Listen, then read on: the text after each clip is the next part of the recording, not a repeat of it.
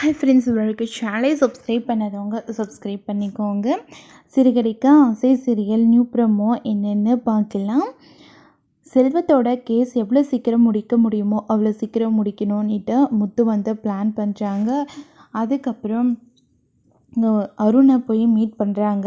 என்னை மன்னிச்சிட அருண், எனக்கு சத்தியமாக நான் வேணும்னு பண்ணலை, ஏதோ தெரியாமல் இப்படி நடந்துடுச்சு, எங்களை மன்னிச்சு விட்டுடு அருண் அப்படின்னு சொல்கிறாங்க.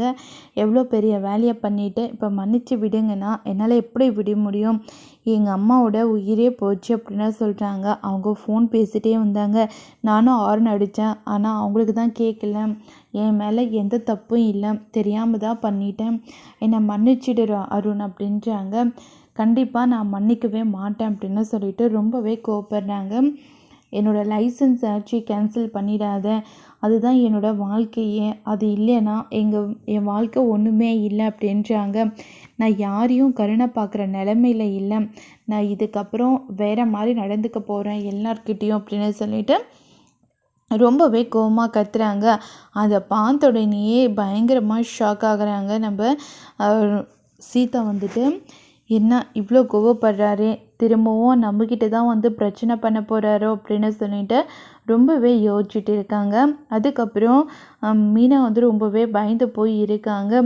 இவர் பேச போய் வேறு எதனா பிரச்சனை வந்து சீதாவுக்கு பெரிய பிரச்சனையாயிடுச்சுன்னா என்ன பண்ணுறது அப்படின்னு சொல்லிட்டு யோசிச்சுட்டு இருக்காங்க. அதுக்கப்புறம் பார்த்தோம்னா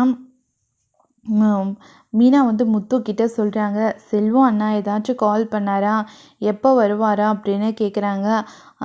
எனக்கு எதுவுமே தெரியல, இன்னும் அம்மா எனக்கு கால் பண்ணவே இல்லை அப்படின்னு சொல்கிறாங்க.